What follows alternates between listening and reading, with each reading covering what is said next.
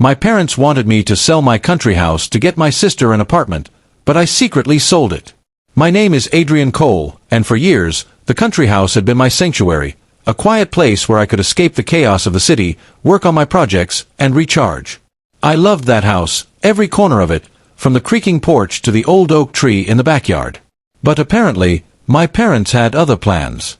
It started with a casual dinner at my parents' home. My father, Thomas, and my mother, Elaine, sat across from me, their expressions serious. My sister, Natalie, barely looked up from her phone. "Adrian," my father said, setting down his fork, "we've been thinking. Natalie really needs her own place. We can't keep helping her forever." I nodded cautiously. "I understand." Elaine leaned forward. "We were hoping you'd consider selling the country house. The money would cover a nice apartment for Natalie. She deserves it, and honestly, it would simplify things for all of us." I froze for a moment. "Sell the house?" "Yes," my mother said gently. "It's an investment. You don't use it enough anyway, and Natalie needs stability." I felt a surge of anger and disbelief. This house wasn't just an investment, it was part of my life, a piece of my identity. I tried to explain that, but my parents weren't moved. Their logic was simple. I was well off, Natalie was struggling, and they wanted to even things out. For days, I wrestled with the idea. I didn't want to betray my sister, but I also didn't want to give up something that mattered so deeply to me. And then, I realized there was a way to protect my house, and still resolve the situation, without telling anyone. I began making discreet calls to real estate agents, arranging paperwork quietly. I found a buyer who appreciated the charm of the house and was willing to pay a fair price. I made sure everything was legal and above board. I kept my parents in the dark, letting them assume that I had agreed to their plan in principle, while secretly moving the sale forward.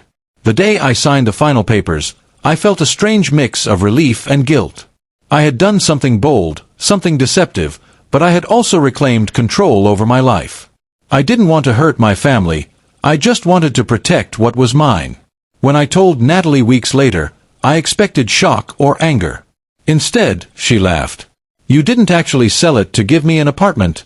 she asked, eyes wide. "I did sell it," I said calmly. "But not for you. I sold it to someone who wanted it.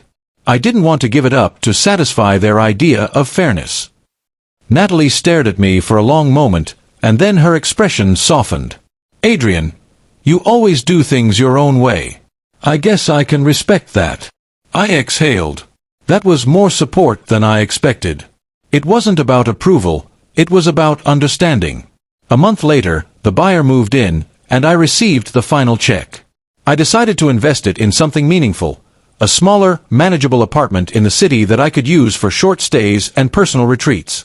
It wasn't the country house, but it was mine, and it represented a compromise between practicality and independence. When my parents eventually learned what I had done, they were furious at first. Thomas shook his head in disbelief.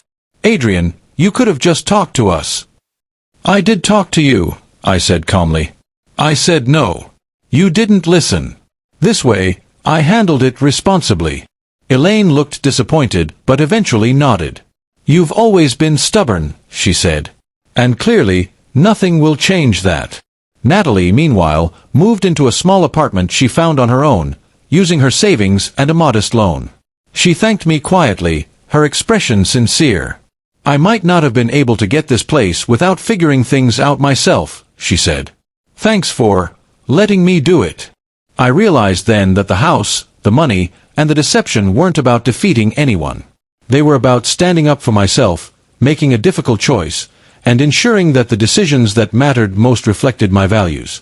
Sometimes family pressures push us to compromise more than we should. Sometimes we have to act quietly, decisively, and even against their expectations, not out of rebellion, but out of respect for our own boundaries. That country house was gone, but the lessons I kept were far more valuable: independence, integrity, and the courage to act when no one else will.